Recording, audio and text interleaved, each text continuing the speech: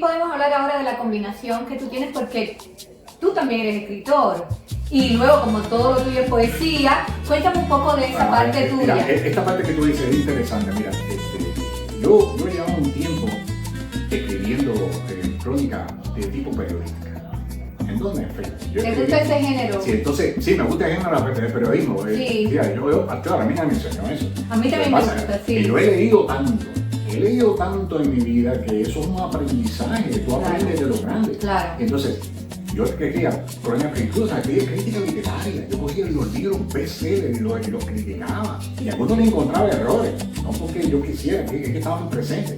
Quizás yo lo veía en español, y en español la traducción quizás no era muy eficiente y se perdía. Claro. Y entonces, alguna gente me decía, Sergio, ¿por qué usted no escribe? ¿Y por qué usted no escribe? ¿Por qué usted no escribe? Entonces, cuando vino esta situación del COVID, Sobre los años 2002. Estamos hablando de 2020, ¿no? hablando de 2020. Hace 6 años. Hace 6 años me senté y las historias me salieron, yo las escribí en una hora. ¿Cuál? Tienes varios libros ya en Amazon y ¿cuál fue el primero que tú pusiste en Amazon? Mi primer libro fue un libro de historias que son dos historias que se llaman Cubano en París. Yo lo leí. Gracias. Yo narro diferentes cosas. Son diferentes historias, todas separadas una de las otras. Y no necesariamente yo participo en todas las historias, no necesariamente. Hay historias que es pura ficción, que nunca ocurrieron, que yo en mi mente logro impanar ideas y cosas. Hay otras que tienen más vivencia, pero todas tienen elementos de ficción que yo he podido mezclar. Y entonces, y si tiene la prioridad que mi personaje no tiene nombre.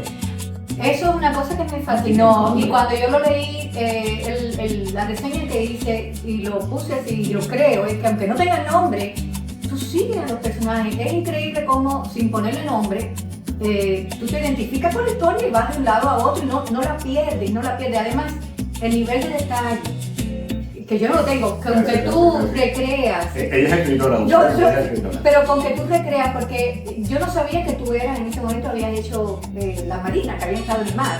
Y el cuento del barco, de lo que sucedió. Eso fue la historia. Era una de las historias que era tan detallada. ¿No sabías eso? No, yo no sabía que tú eras en aquel momento. Eso no lo inventé, eso yo lo viví. Exacto, pero yo no sabía en aquel momento, por eso cuando te dije, es el nivel de detalle, ¿te acuerdas de que me parece a mí que estoy en el barco? Y eso es algo que no todos los escritores, y desde luego, nosotros no somos renombrados ni estamos hablando, pero realmente es la parte de escritura, de escribir en prosa, de escribir relatos, de escribir historias, fue una parte de mí. La música te ha puesto arriba de la escritura. Y te voy a explicar por qué. Porque la música necesita más escritores. ¿Y tú estudiaste algún instrumento musical? No. ¿Y cómo? Ni ¿Estudiaste música? No, eso, yo podía estudiar música o estudiar ingeniería, yo no estudié ingeniería. No, yo no estudié nada de eso. Todo es autodidacta. Todo es autodidacta. No, lo que pasa es que como tú ves la definición de músico, si tú coges y buscas en un diccionario y preguntas, defíneme qué cosa es músico, la pregunta de la entrevista es define qué cosa es músico. Músico es todo el que crea, interpreta o compone. Claro, tú compones. Cuando un músico creas. toca solo la guitarra o toca el piano, es músico, pero porque interpreta la parte instrumental. Claro, toca un instrumento. Cuando un artista canta, es músico, pero solamente hace la interpretación vocal. Sabe leer Aquellos creadores grandes son los que componen y cantan sus canciones. Ellos son los más grandes, pero de eso hay poco. Pero no es curioso cómo tú puedes seguir toda la métrica, el ritmo de las canciones, cómo cantas. Pero la parte de ingeniería me ha ayudado mucho. ¿Cómo? Pues mira, yo estudié background en ingeniería en telecomunicación. Nosotros conocimos, cuando estudiamos eso, el espectro de la señal audible. Yo tengo que decir que la señal audible es de los 20 Hz a los 20.000. Pero cuando uno habla, o uno canta solamente un pequeño. Honestamente me está hablando en chino. Como un pequeño, no, pero voy a hacer una palabra muy sencilla. Pues tú lo hablas un pequeño, pero los hombres, la voz del hombre está quizás puede llegar hasta 200 algo Hz. La voz de la mujer es más aguda. Un poquito más aguda, puede llegar a 300 algo, y la voz de los niños llega más a 400. Ahora, ¿cómo es posible que el resto del espectro la gente llegue? Porque existen lo que se llaman los armónicos. Los armónicos, que son componentes de la voz principal que se transmiten en el tiempo, porque frecuencia, que sean hertz, no es más que la inversión del tiempo. Es uno dividido tiempo, o sea, es la periodicidad en el tiempo de cómo varía ese año. Entonces, uno no canta solamente en una frecuencia, uno canta en un espectro, ¿no? El espectro más significativo está en una parte de la voz, pero la voz mío es barítono. Okay. Yo logré medir mi voz y está en el orden de 180, 184. ¿Qué pasa? Que cómo llegar entonces a esas frecuencias altas. Claro. Entonces lo eso, modificas. Claro, eso se procesa y ahí o usas el coro. Pregunto. No, se modifica, eso se modifican los llaman los DAW, o sea, Playback Audio Workstation, en esos programas especiales, muy sofisticados. Tú coges la voz y le aplicas ciertos filtros, la ecualizas. ¿Oh, really? Oh. Cuando tú ecualizas la voz, lo que hace es que, por ejemplo, creo diferentes puntos, diferentes nodos. En el nodo básico, por ejemplo, que era un filtro pasa alta, que lo estoy en ingeniería, y ese filtro yo limito la frecuencia, le tumbo las frecuencias bajas. Como la voz mío barítono, cuando tú lo escuchas grabar, tiene un componente de bajo importante. Yo se los corto y entonces no sale componentes debajo de esa voz, sale una voz más afinada. Y entonces cojo otros nodos. Y entonces, ¿qué pasa? Y en 1 kHz, nuevamente mi voz quizás no llega allí, o el componente que llega muy pequeño, ahí 1 kHz cojo, lo enfatizo, le subo el nivel, le cambio el ancho banda, y entonces creo diferentes nodos de forma tal que incluso creo unos 10.000, 12.000. Usualmente no llega ahí por los artistas cuando cantan en octava. O sea, que no se refiere a una octava, pero cae de do a do. Do, re, mi, fa, sol, la, si, do. Ese es el 8 otra vez. Entonces, esa octava tiene una representación en la gama de frecuencias. Entonces, artistas que cantan 2, 3, 4, 5 octavas. Yo no puedo hacer eso. Yo canto quizás en do, quizás 3. Yo no puedo decir que está más de do. Pero ¿qué pasa con las personas? No, es mío. Claro. Eso lo hacen todos los cantantes. Claro. A todos los cantantes le procesan la voz y se la ecualizan. Pero también se la comprimen. Y entonces comprimir la voz, cogen y se comprimen el tiempo. Por ejemplo, cuando tú empiezas a decir, por ejemplo, ¿qué? Y vas a cantar y dices ¿qué? Al tú cantar de cero dices ¿qué? Eso empieza. Es como un ataque y ese ataque se logra minimizar en el tiempo, se dan unos 3 milisegundos para minimizar el ataque. Cuando terminas, entonces es el release. Entonces logra, hay muchas técnicas. Pero también se quita la cese. No, me imagino que todos los que están mirando, los que sean músicos. Se limitan, se sintonizan, gente que está desafinado y el sistema permite que tú esa desintonía la sintonice al tono más correcto que sí. Hay un montón de cosas que se hacen. Y entonces, yo sé hacer eso de ingeniería, yo no sé eso hacer música. Y entonces esas cosas yo las uso. Pero, por ejemplo, si tú vas a una academia, a una escuela superior de arte o a un seminario de arte, a un conservatorio, te enseñan toda la teoría de cómo componer, de cómo estructurar, cómo es el solfeo. Pero eso, una representación de la música surgió antes. ¿O tú crees que todos esos cantantes que originaron el son habían pasado por escuela de arte? No, ninguno. Ni ellos fueron los primeros, ni fueron los últimos.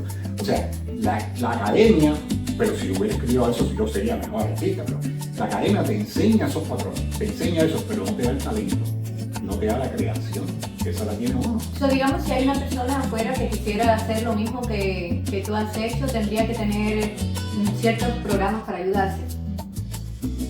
El artista no necesariamente, eso hacen los productores. No para la composición musical, pero digamos, no para la composición, digamos, de la poesía, porque es una cosa creativa tuya, pero tú eso después lo llevas a la música. Necesitas una serie de...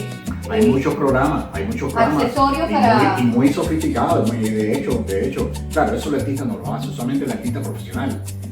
Tiene otras personas. Canta y pone su voz y hay un equipo de producción que está productor, estando llamado ingeniero de sonido, que cogen todo eso y procesan. Pero tú lo haces todo. Yo lo hago todo, porque eso no jode para mí. ¿Tú crees que si no jode yo lo voy a pagar a alguien para que haga esto? Primero no consigo la gente. Entonces yo no voy a esperar a la edad que tengo que aparezca alguien que estuviera interesado. No, lo hacen yo. Yo me entretengo con eso y me siento bien haciendo eso. Pero usualmente lo que hace un artista es que ponen la voz, le entregan su voz a un productor, entonces el productor quizás usa un músico de sesión, quizás un guitarrista solo, quizás un tanque, a veces ni lo usan.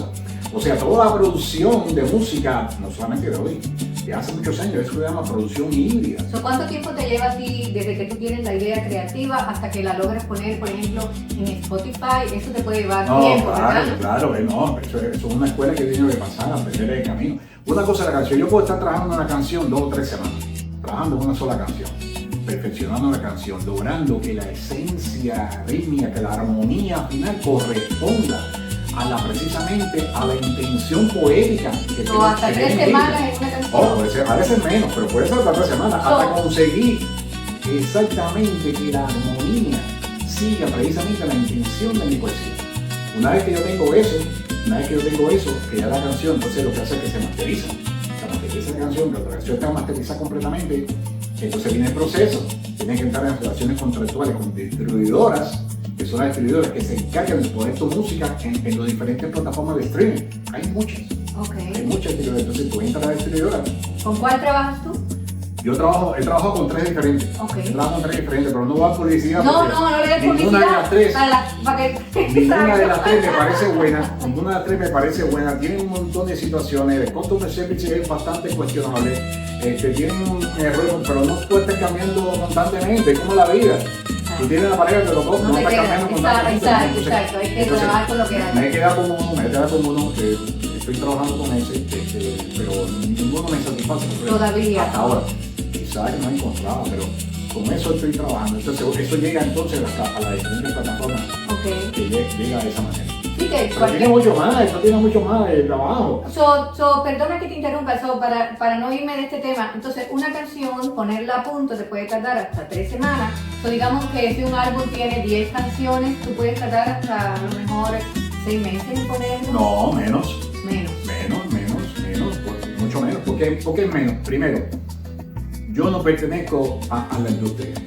La industria tiene un proceso diferente. Por ejemplo, el artista tiene un manager, claro. El manager tiene una agenda, el estudio tiene otra agenda, con sus diferentes productores, diferentes los músicos que participan en eso. Entonces, hay un mecanismo, una burocracia de la industria que tú te ahorras porque yo no ahorro, yo no paso por nada de eso.